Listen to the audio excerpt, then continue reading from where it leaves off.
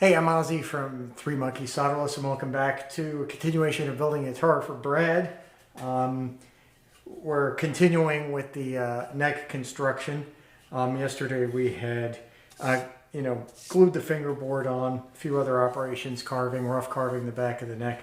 Right now is a good time to do the transition for the headstock, going from fingerboard to headstock, as well as thicknessing the headstock as well. To its near final dimension. And the way I like to do that is pretty much a two-step operation. First, what I do is use this drum sander here to shape that nice little curve that goes from the face of the headstock up into the nut area. And then I will bandsaw roughly out the rest of the material and then plane it flat. And that's basically the operation. Now, to assist me in holding this particular thing square so it's not tilting, it's not kind of raising up and down, and we're parallel with the fretboard, what I do is I apply some double stick tape to the back of the neck, and then I attach the neck to this square block, and then that holds it in place. And I could just use this to work into the drum sander with. So I'm going to set this up, and then we'll be right back. Okay, so I've got it taped onto the big block of maple here, and now it's just a matter of lining it all up and going ahead and sanding it down to, well, there's this line right here that I want to get it down to approximately. So just basically turning this on and getting to work.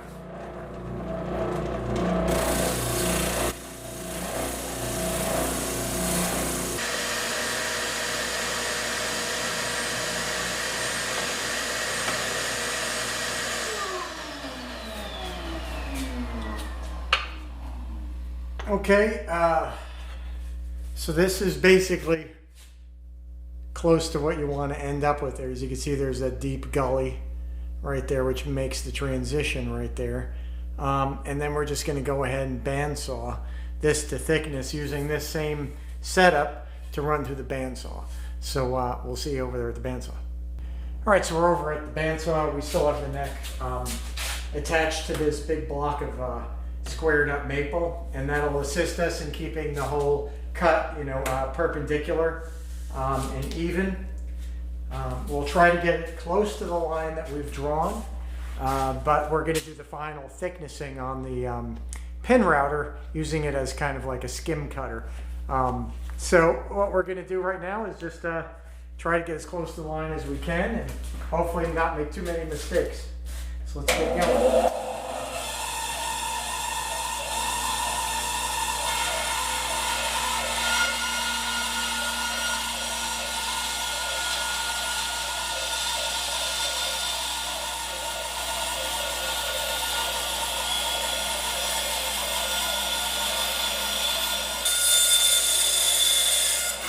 Okay, so there's the piece that's removed, and there's the partially thicknessed headstock. So now what's left to do is to remove it from the plank here. And then we're going to go ahead and finish up the thickness and bring it all down to this line over here that we've predetermined by the depth of the drum sander. So I'm going to go ahead now and set up the pin router, and then we'll thickness this thing. Back at the pin router, we're going to, I don't know, in machining you might call this fly cutting, but we're going to thickness the headstock, and we've got this kind of a bit to do it that we're going to load into the pin router. It's specially made for basically surfacing. So I'm going to go ahead and load it into the router, and then we'll go ahead and thickness that headstock. So we've got it all loaded up, ready to go, and the idea basically is to move the workpiece into the cutter head. So in this direction, bring it back out again, move it in, bring it back out, move it in, bring it back out. You never want to go back and forth like this, as then you start doing what's called climb milling, and it can grab and pull the workpiece and cause all kinds of disasters. So always work into the cutter head and then move away from the machine and bring it back into the cutter head. in this sort of a motion. Don't go back and forth, all right? And take a little bit at a time when you're fly cutting, or you'll have tear out. We're talking, you know, no more than maybe a 1/16 at the very most. So let's go ahead and start making some cuts here.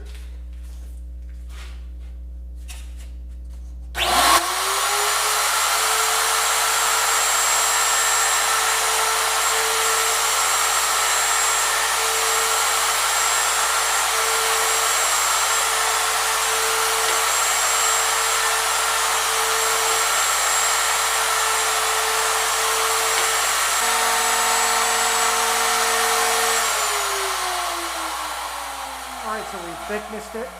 Now we're just going to do some, it's still a little bit oversized. We're going to do a little bit of cleanup of the transition, and then we'll clean up this transition here and then flatten it all with a palm sander.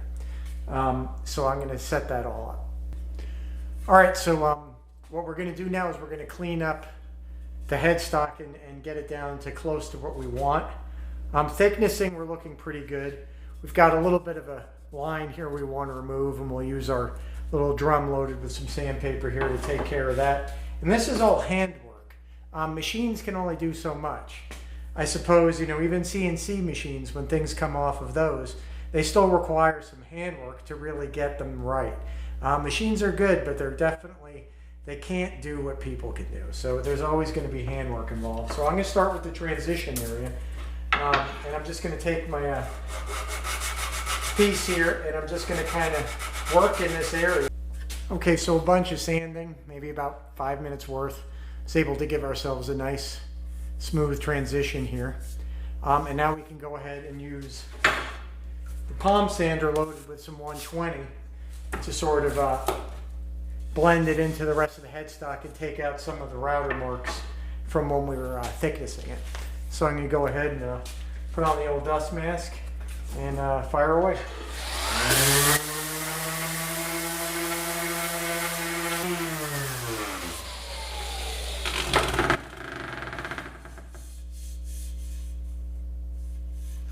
So I think we have it. That's pretty much how we want the curve to be. Got a good thickness for the headstock.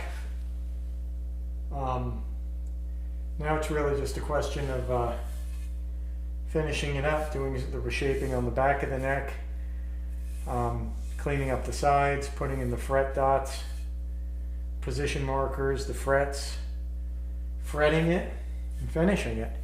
So I think that's good for today, for at least for this part of the day. And we'll continue with this very soon.